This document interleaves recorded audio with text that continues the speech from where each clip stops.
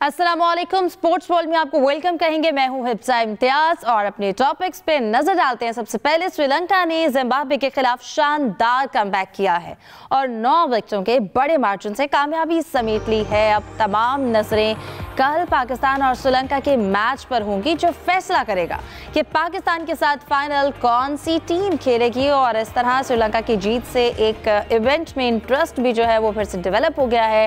भारतीय cricket team एक बार फिर से रुस्वा हो गई है। टिम्बा बावुमा की जनूबी अफ्रीका ने भारतीय टाइटैंक गर्क कर दी है और टेस्ट सीरीज में क्लीन स्वीप कर दिया है। अब भारतीय माहिरीन की तोपों का रुख गौतम गंभीर को ले डूबेगा। आईसीसी टी20 वर्ल्ड कप के शेड्यूल का ऐलान भी कर दिया गया है और हस्बे तवक्को पाक भारत टाकरा 15 फरवरी को होगा। इंटरनेशनल बॉक्सिंग के दिन आ गए हैं और मुकाबले लाहौर में कल से शुरू होंगे। पीएसएल की 5 टीम्स के मुआहदों में 10 साल की तौसी हो गई है, जबकि मुल्तान सुल्तान्स के मालिक अली तरी ने एक ट्विटर पैगाम में मुल्तान सुल्तान से अलग होने की वजह बयान कर दी है। पीएसबी ने पाकिस्तान एथलेटिक्स फेडरेशन के इंतखाबात को गैर आईनी करार दे दिया है और प्रो लीग के लिए कौमी हॉकी कैंप का इस्लामाबाद में कैंप जारी है। इन तमाम मौज़ूआत पर गुफ्तगू करने के लिए स्टूडियो में मेरे साथ मौजूद होंगे जाहिद मकसूद साहब, मोहम्मद यूसुफ अंजुम और हमारे साथ दे रहे हैं सलीम खालिक साहब भी। आप तीनों को वेलकम कहूँगी और आगाज़ करती हूँ। जाहिद साहब, आपसे कहिएगा, श्रीलंकन टीम हमें एक बार फिर से जो है वो फॉर्म में अब नज़र आती हुई दिखाई दे रही है। मुख्तलिफ रूप में कल नज़र आई, 9 विकेटों से शिकस्त दी है। क्या लगता है ये पाकिस्तान के लिए भी खतरे की घंटी होगी कल के मैच में? देखें, जो मैचेस हैं, जो क्रिकेट मैच हैं और ख़ास तौर पर टी20, उनमें रिजल्ट तो कुछ भी हो सकता है, क्योंकि 5 ओवर जो है मैच का पांसा पलट देते हैं। एक अकेला बैट्समैन जैसे कि प्रथम निशांका ने कल 98 रन बनाए, वो मैच का पांसा पलट सकते हैं। लेकिन ओवरऑल जब हम बात करते हैं तो श्रीलंका के प्लेयर्स की बॉडी लैंग्वेज पर हम बात करते थे कि जब से श्रीलंका की टीम आई हुई है और ख़ास तौर पर वनडे मैचेस के बाद ये टी20 सीरीज़ शुरू हुई है, तो लगता नहीं था कि ये वो श्रीलंका की टीम है जिनके बारे में ये मशहूर था या देखा गया था कि वो आखिरी गेंद तक फाइट करते हैं। लेकिन कल के मैच में, क्योंकि अब लगता था कि अगर कल का मैच लूज़ करेगी श्रीलंका की टीम तो इवेंट से बाहर हो जाएगी। फिर श्रीलंका में भी बहुत ज़्यादा ट्विटर पे तनकीद की जा रही थी, उनके पुराने खिलाड़ियों की तरफ से, फैंस की तरफ से काफ़ी तनकीद की जा रही थी। तो कल एक डिफरेंट शेप में दिखाई दी श्रीलंका की टीम, बहुत अच्छा खेली। पहले बॉलर्स ने बॉलिंग बहुत अच्छी की है। उनको जो है 160-70 रन बनाना चाहते थे सिकंदर, जो कि उन्होंने बाद में कहा था टॉस के बाद, वो भी उनको बनाने में कामयाब नहीं होने दिया और फिर बड़ी आसानी के साथ उन्होंने सिर्फ 1 विकेट खोकर उन्होंने अपना स्कोर पूरा कर लिया। इससे आपने दुरुस्त कहा कि एक इंटरेस्ट फिर कायम हो गया, क्योंकि कल श्रीलंका और पाकिस्तान का मैच है। कल का मैच डिसाइड करेगा, क्योंकि अभी पॉइंट्स टेबल पर देखा जाए तो पॉइंट्स तो दोनों टीमों के बराबर हैं, जिम्बाब्वे के और श्रीलंका के। पाकिस्तानी टीम पहले ही क्वालिफाई कर चुकी है फाइनल के लिए। अब देखना यह है कि रन रेट जो है जिम्बाब्वे का अब भी बेहतर है। कल श्रीलंका पाकिस्तान के खिलाफ खेलेगा और श्रीलंका को ये जीत ज़रूरी है। अगर श्रीलंका जीत जाता है तो फाइनल पाकिस्तान के साथ श्रीलंका खेलेगा, वरना जिम्बाब्वे को क्वालिफाई करेगी। और अगर फाइट करके भी हारता है तो रन रेट का एक फ़र्क देखा जाएगा कि कौन सी टीम आगे आती है। लेकिन कल आउट क्लास किया श्रीलंका ने, बहुत अच्छा खेला। और जब श्रीलंका यहाँ आई थी तो हमें तवक्को थी कि टी20 रैंकिंग में एक बेहतर टीम है, अच्छी फाइट देगी। लेकिन शायद 1-2 प्लेयर भी उनके चले गए और कोई बॉडी लैंग्वेज अच्छी दिखाई नहीं दे रही थी। अब जयसूर्या ने भी उनको समझाया होगा, ख़ुद भी उनको एहसास हुआ होगा कि हम इवेंट से बाहर हो रहे हैं, तो कल एक मुख्तलिफ रूप में दिखाई दी। इसलिए जो है कल श्रीलंका कामयाब रहा और अब नज़रें जो है कल के मैच पर हैं। सही। सलीम साहब, आपको क्या लगता है कल के मैच में टॉस के वक्त और उससे पहले ओवरऑल इवेंट में जिम्बाब्वे की जो बॉडी लैंग्वेज है वो हमें काफ़ी बेहतर दिखाई दी, काफ़ी कॉन्फिडेंट रही वो टीम, लेकिन कल के मैच में उनकी शिकस्त की वजह क्या बनी और श्रीलंकन प्लेयर्स को कल क्या हो गया, एकदम से उन्होंने कम बैक किया? देखिए, श्रीलंका का तो बस वो जिस तरह मार धाड़ शुरू की निशांका ने और 11 चौके 5 छक्के उन्होंने लगाए, और जो पहला मैच था इनके खिलाफ 95 पे पूरी टीम आउट हो गई थी। अब एक प्लेयर ने 98 नॉट आउट बनाए।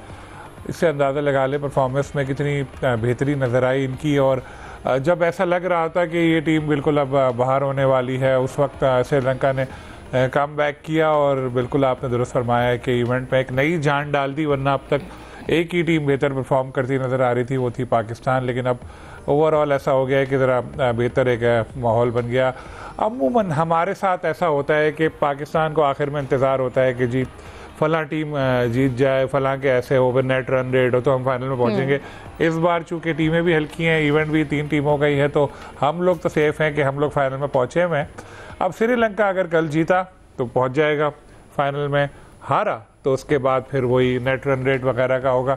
जिम्बाब्वे की टीम की बैटिंग कल नहीं चल सकी और एक बड़ा स्कोर वो बना नहीं सके, जितना एक पार स्कोर भी होता है, मतलब थोड़ा 160-170 तक भी जाते तो मैच फंसता है, लेकिन उनकी बैटिंग थ्रू आउट स्ट्रगल कर रही थी। और फिर जिस तरह श्रीलंका ने शुरू से ही मारधाड़ शुरू की तो उनके पास कम बैक का कोई मौका मौजूद नहीं रहा।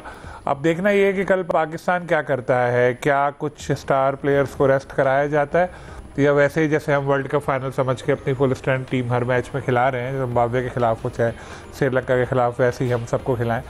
तो ये एक इंटरेस्टिंग चीज़ होगी कल देखने में। अगर रेस्ट करवाया गया तो उसके बाद फिर पता लगेगा कि श्रीलंका के पास शायद चांस हो कि वो मैच जीते और फिर फाइनल में पहुंचे, फिर एक और अच्छा हो, वरना जिम्बाब्वे और पाकिस्तान के फाइनल में इतना मज़ा नहीं आएगा। वैसे शाहीन का भी कल सुना था मैंने कि उन्होंने बॉलिंग की है मैच के बाद, वैसे ही ग्राउंड में साइड में कहीं बॉलिंग प्रैक्टिस कर रहे थे अपनी वो, इसका मतलब है कि उनकी फिटनेस में भी बेहतरी नज़र आ रही है। अब पता नहीं कि इन 2 मैचों में जो होने हैं उनमें रिस्क लेगी पाकिस्तान टीम मैनेजमेंट उनको खिलाने का या उनको मज़ीद आराम का मौका दिया जाएगा। सही। यूसुफ, क्या लगता है श्रीलंका पर जिस तरह से तनकीद की जा रही थी, उनकी मीडिया की जानिब से भी प्रेशर था और ओवरऑल ये एक्सपेक्ट नहीं किया जा रहा था इससे पहले जिस तरह से वो परफॉर्म कर रहे थे, तो क्या इस प्रेशर की वजह से उन्होंने एक अच्छा परफॉर्म कर लिया और इसको अच्छे से हैंडल कर लिया? देखिए, अच्छी बात है कि श्रीलंका ने कम बैक किया, क्योंकि बड़ी टीम है उसका इस तरह का अंडर रेट परफॉर्म करना किसी को भी अच्छा नहीं लगा। उनके जो शायकीन है यकीन तौर पर वो भी नाराज़ हुए, टीम इंतज़ामिया को भी दुख होगा कि उनके जो खिलाड़ी हैं उसके प्लान के मुताबिक अपनी परफॉर्मेंस नहीं दे पा रहे। खिलाड़ियों ने भी एहसास किया होगा कि बस बहुत हो चुकी, हमने अच्छा परफॉर्म नहीं किया, अब हमारे पास कोई मौका नहीं है वापस जाने के लिए, उससे पहले हम अच्छा परफॉर्म करें। तो क्योंकि T20 वर्ल्ड कप भी सर पर है, अगर ये टीम आज कल मैच हार जाती यकीनी तौर पर इसमें बहुत सी तब्दीलियों की दोबारा से बातें होनी थी, लेकिन अच्छा किया कि उनके जो पांथम नसाका उन्होंने अच्छा परफॉर्मेंस कर दी और एक ही बल्लेबाज ने पूरे मैच का नक्शा पलट दिया। T20 में अक्सर ऐसा होता है कि एक ही बल्लेबाज अगर वो सेट हो जाए, अच्छे रन करना शुरू कर दे, तो फिर मध्य मुकाबले टीम के पास ज़्यादा कोई प्लानिंग के लिए कोई चीज़ बाकी नहीं रह जाती। कल नो डाउट बड़ा अच्छा परफॉर्म किया श्रीलंका ने। जिम्बाब्वे की टीम से अच्छी तवक्को थी कि वो अच्छा कोई खेल अपना दिखाएगी, लेकिन कल थोड़ी सी वो ऑफ कलर दिखाई दिए बैटिंग में और बॉलिंग में भी, और ख़ासतौर पर फील्डिंग में भी उनको तो कुछ उनसे कोलैप्स हुए, जिसकी वजह से उनका जो एक प्रेशर था उसको बरकरार रखने में कामयाब नहीं हुए और फिर एक ही उनके बल्लेबाज ने पूरे मैच का नक्शा बदल दिया। सही। जाहिद साहब, आपको लगता है कि पाकिस्तान की जो टीम मैनेजमेंट है वो एक जीती हुई कॉम्बिनेशन को तोड़ने का रिस्क ले सकती है कल के मैच में जब हम श्रीलंका के मद्दे मुकाबल होंगे? तो किन पोजीशंस पर तब्दीली बनती है अगर हम चेंज करते हैं? देखिए इफ्ता, इसमें 2 ही चीज़ें हैं। एक तो क्योंकि पाकिस्तान फाइनल में पहुंच चुका है, लेकिन अगर वो समझते हैं कि नए खिलाड़ी ट्राई कर रहे हैं, निस्बतन कमज़ोर टीम खिलाएंगे, तो फिर उसका फ़ायदा तो श्रीलंका को ही हो सकता है कि श्रीलंका जीते और आगे पहुंच जाए, क्योंकि श्रीलंका इस वक्त जो ख़तरनाक मूड में है और जीत के मूड में दिखाई देती है। कल के मैच के बाद उनको भी पता है कि डू और डाई मैच है, जीतेंगे तो फाइनल खेलेंगे। अब टीम किस हद तक तब्दीलियाँ करती है ये तो खैर देखना होगा, क्योंकि शाहीन और नसीम पिछला मैच नहीं खेले थे और फिर आपको याद है उस्मान तारिक ने 4 विकेटें ली थी।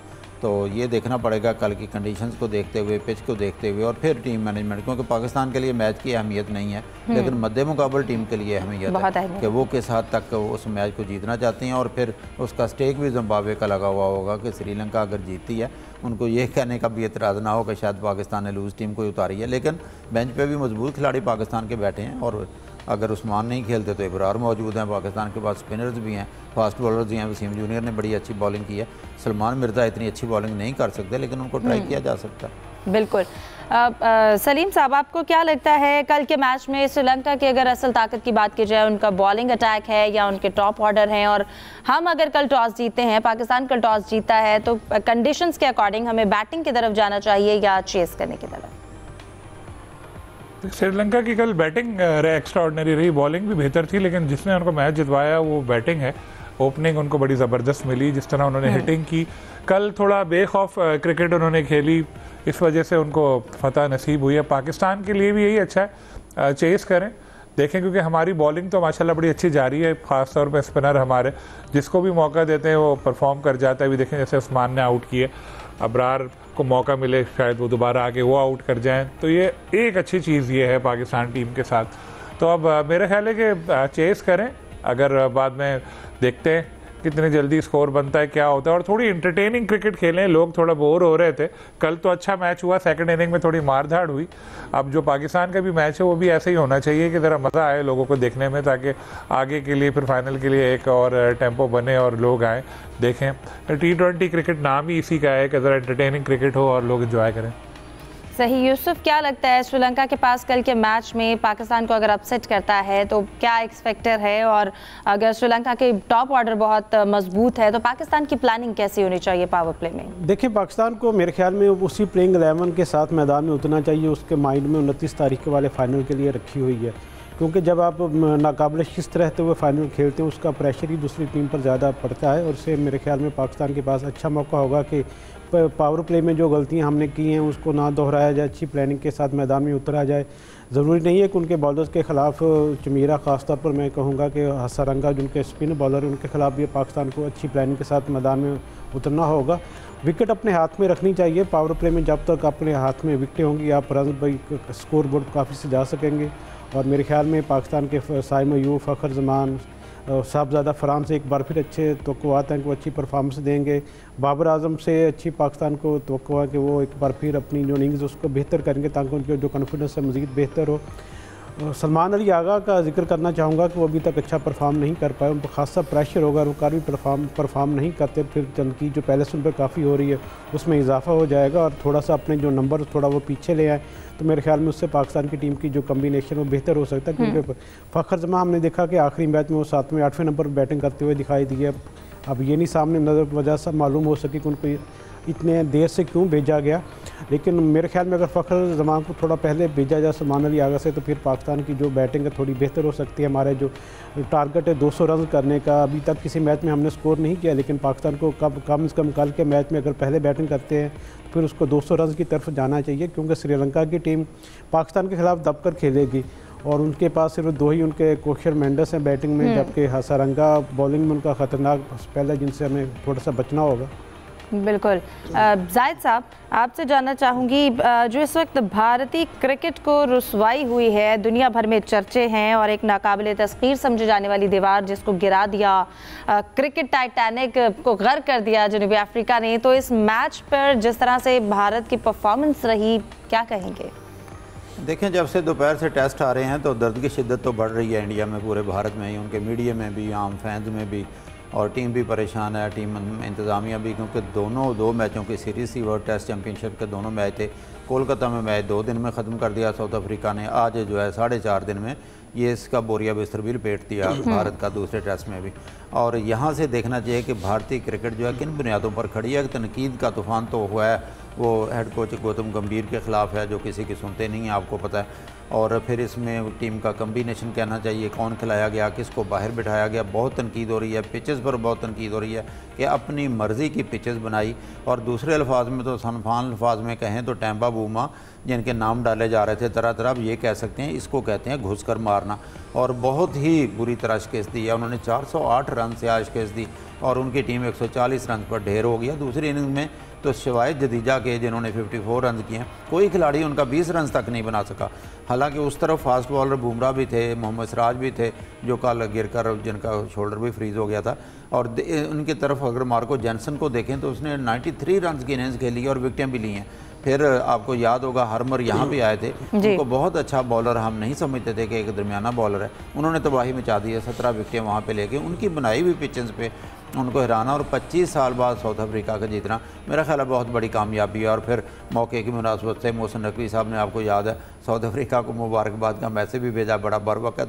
लेकिन यहाँ मैं थोड़ा सा बात लंबा करना चाहता हूँ कि 2 या 3 चीज़ें अब होंगी, क्योंकि इंडिया पहले तो अपनी टीम के लते लेगा, अपनी इंतज़ामिया के, गौतम गंभीर के, सब पे तनकीद करेगा।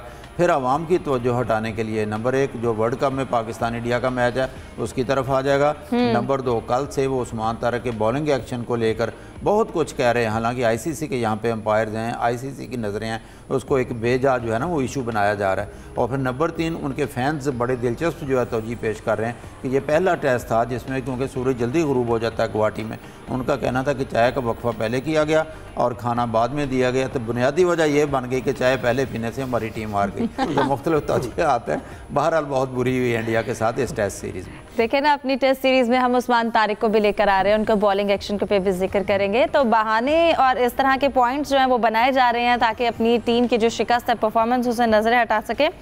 सलीम साहब, एडन मार्करम की जानिब से एक मैच में 9 कैचेस, क्या लगता है भारतीय टीम की जो इस वक्त बदनज़मी है वो भी कितनी वाज़ेह तौर पर हमारे सामने आई, और इसके साथ साथ बार बार स्पिन पर इन्हिसार करने वाली टीम जो है वो इस वक्त बाउंस और पेस के आगे हमें बहुत बुरी तरह से नाकाम होती हुई नजर आई है।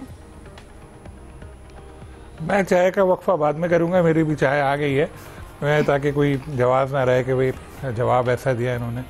देखें, इंडिया की टीम इतनी बुरी रुसवा हुई है कि जो उनके कोच हैं गौतम गंभीर, उनको चुल्लू भर पानी पी लेना चाहिए। मैं ये कहता हूँ चले थोड़ा सा बेहतर करके।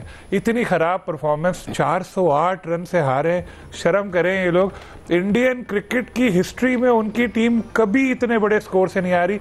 ये उनका तारीखी शिकस्त है, सबसे बदतरीन शिकस्त है इंडिया की क्रिकेट की है। आप बताएं, अपने घर पर 2 चपेड़े मार के जा रही है साउथ अफ्रीका की टीम, इनको इससे बड़ी शर्म की क्या बात होगी इंडिया के लिए। और वो जिसको बेचारे को और बाउमा को ये लोग टिंगू कह रहे थे बोना, वो बोना तो इनसे कदम में इतना ऊंचा हो गया कि इनको इनके घर पे इतनी बुरी तरह उनकी बदतरीन शिकस्त देके जा रहा है। तो ये इंडिया याद रखेगी, बहुत प्राउड लोग हैं ये लोग, बहुत तकब्बुर करते हैं। और एक दफ़ा तो इनका तकब्बुर अभी पाकिस्तान ने जंग में ख़त्म किया। क्रिकेट में भी आहिस्ता आहिस्ता इनका तकब्बुर इंशाल्लाह ख़त्म होगा, आप देखिएगा। यही वजह है, डरते हैं वर्ल्ड कप में बच्चों को साथ रखते हैं। पाकिस्तान को साथ इसलिए रखते हैं कि चलो यार इनकी वजह से पैसा आ जाएगा, बाकी जो 2-3 टीमें होती हैं बच्चे होती हैं कि यार इनको हरा के कम से कम सेकंड राउंड में तो पहुंच जाए। तो मेरा ख्याल है ये इनके जवाल का आगाज़ हुआ है, इनके तकब्बुर का। और जो आपने 9 कैचेस का जिक्र किया, कमाल के कैचेस हैं, ये भी रिकॉर्ड है।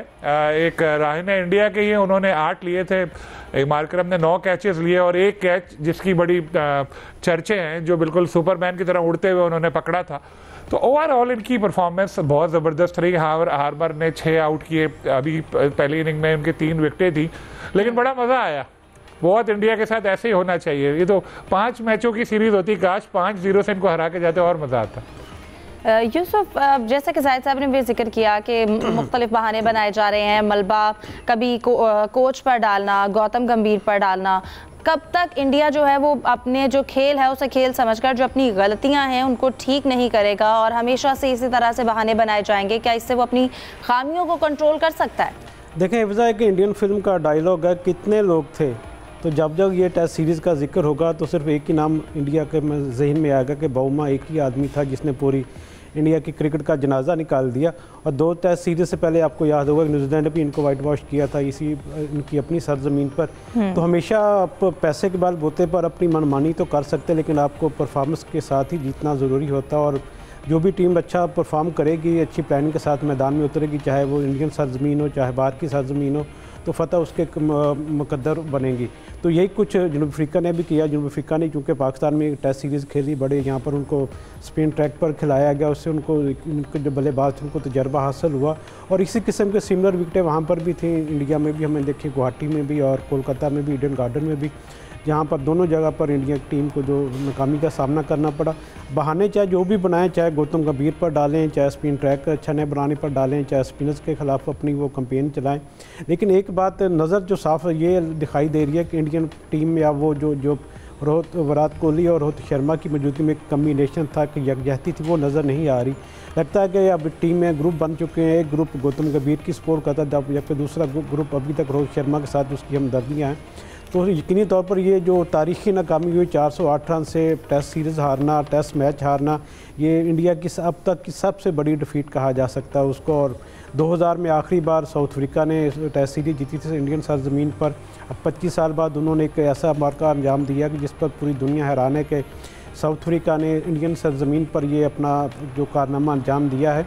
तो इससे जो आईसीसी टेस्ट चैम्पियनशिप की पॉइंट्स टेबल उस पर भी थोड़ी सी पर नज़र डालें तो उसमें ऑस्ट्रेलिया इतनी तौर पर पहले नंबर पर, लेकिन अब इस डिफीट के बाद इंडिया की टीम पाकिस्तान से नीचे आ गई है, तो मेरे ख्याल में अब पाकिस्तान के लिए अच्छी चीज़ें हैं कि पाकिस्तान भी अपनी जो प्लानिंग है टेस्ट सीरीज़ के लिए वो बेहतर करे, और उसके बाद अब मौका अच्छा होगा कि अपनी जो कम्बिनेशन अच्छा बना के अपनी जो स्ट्रेटजी उसको बेहतर करके अब वो भी दावेदार बन सकता है कि आइंदा मैचेस जीत कर वो भी वर्ल्ड टेस्ट चैम्पियनशिप का ख्वाब देख सकता है। क्योंकि इंडिया से हमें पहले काफ़ी एक किस्म की धमकी मिलती थी कि आपकी मौजूदगी में एशिया सिर्फ एक ही टीम जाएगी, तो अब मेरे ख्याल में दोनों के लिए बराबर मौके हैं। ठीक है, तो दोनों के लिए बराबर मौके हैं। और यूसुफ, इसके साथ साथ वो कितने आदमी थे को ये भी पूछ सकते हैं, कितने मैचेस थे? 2 थे, और दोनों में बुरी तरह शिकस्त हुई, बुरी तरह से जो है वो इंडिया हारा, और जो खामियां हैं वो सामने हैं, लेकिन उसके बावजूद भी अपनी खामियों पर पर्दा डालने की भरपूर कोशिश की जा रही है मुख्तलिफ बहाने बनाकर। प्रोग्राम में अपने डिस्कशन को मजीद कंटिन्यू करते हैं एक ब्रेक के बाद। हमारे साथ रहिए।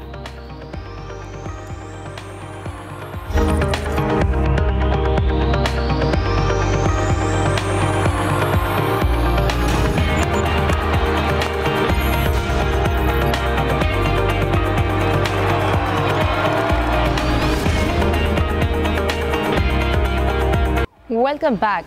सलीम साहब, आपकी जानिब आना चाहूँगी, जो आईसीसी वर्ल्ड कप के हवाले से जो शेड्यूल अनाउंस हुआ है, क्या लगता है, स्पेशली जो पाकिस्तान और इंडिया का जो मैच है उस हवाले से आप क्या कहेंगे? जो डेट पिक की गई है 15 फरवरी, और फिर दोनों इस वक्त टीम्स की जो परफॉर्मेंस है, क्या एक्सपेक्ट की जाती है?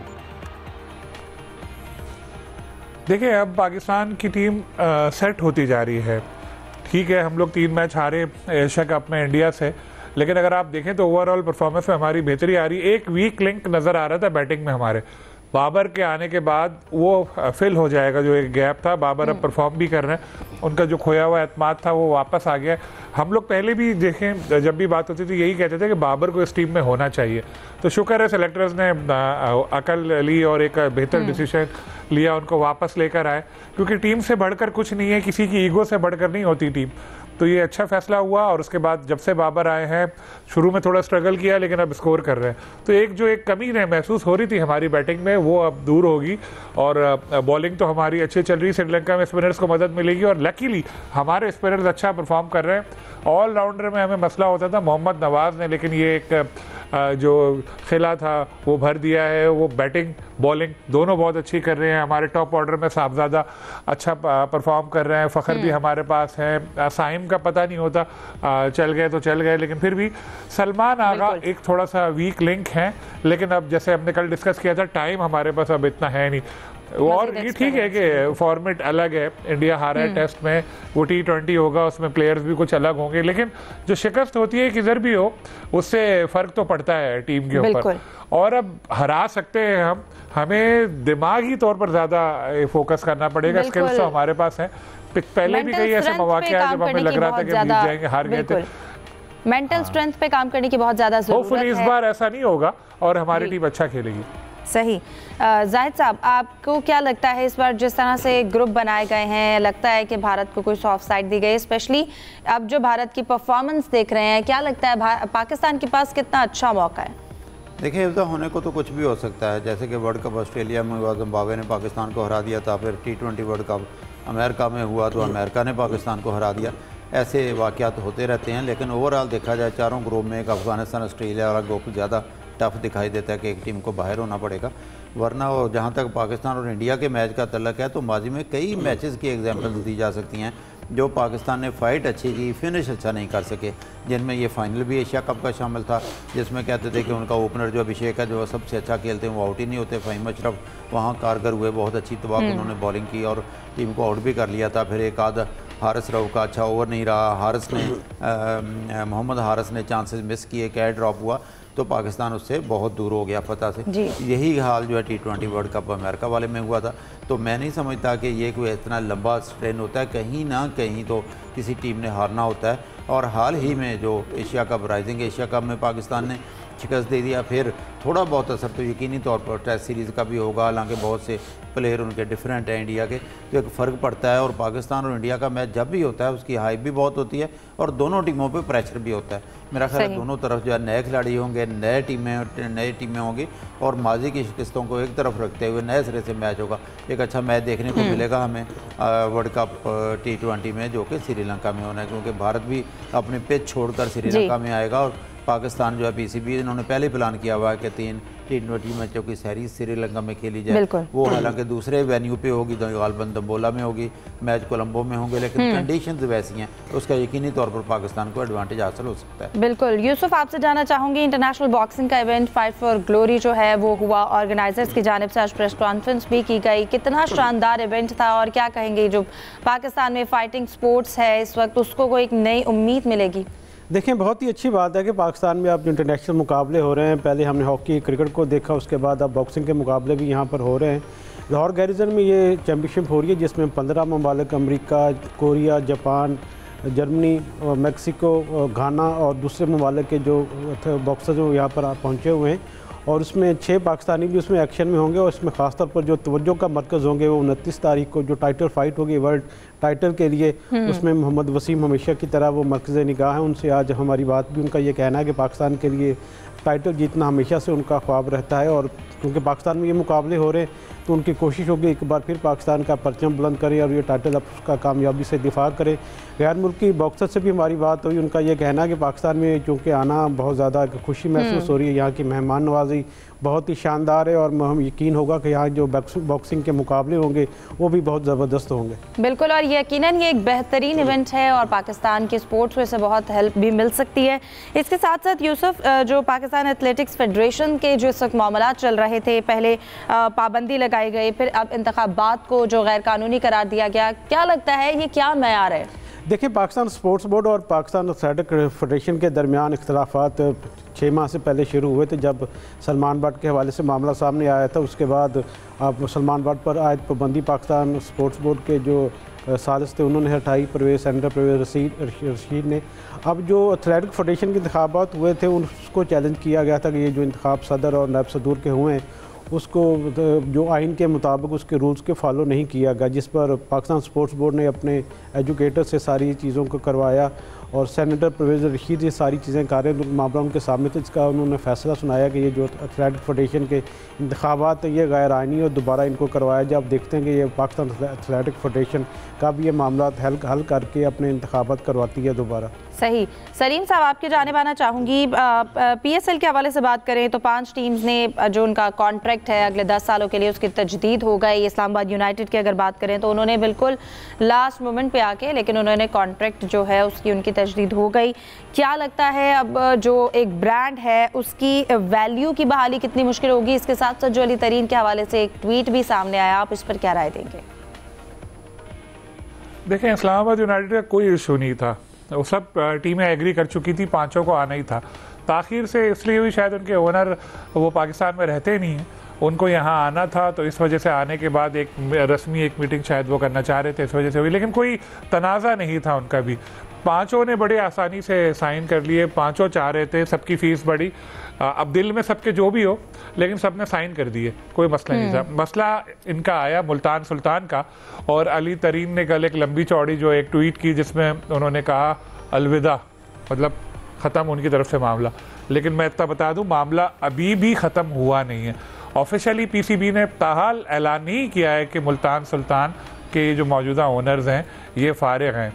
वैसे तो काफ़ी लोग ओन करते हैं मुल्तान को, लेकिन एक चौधरी साहब हैं, वो भी बड़ी कोशिशें कर रहे हैं कि किसी तरह इनके मामला सेट हो जाए और शायद उनकी कोशिशें रंग ले आए और अगले कुछ दिनों में गुलदस्ता देते हुए, हाथ मिलाते हुए तस्वीर आ जाए अली तरीन की किसी देखते हैं कि मुल्तान सुल्तान का जो मामला है इसका ऊंट जो है वो किस करवट बैठता है। प्रोग्राम का वक्त खत्म हो जाता है। आप तीनों मेहमानों का बहुत शुक्रिया। आज के प्रोग्राम से दीजिए इजाजत। अल्लाह हाफिज।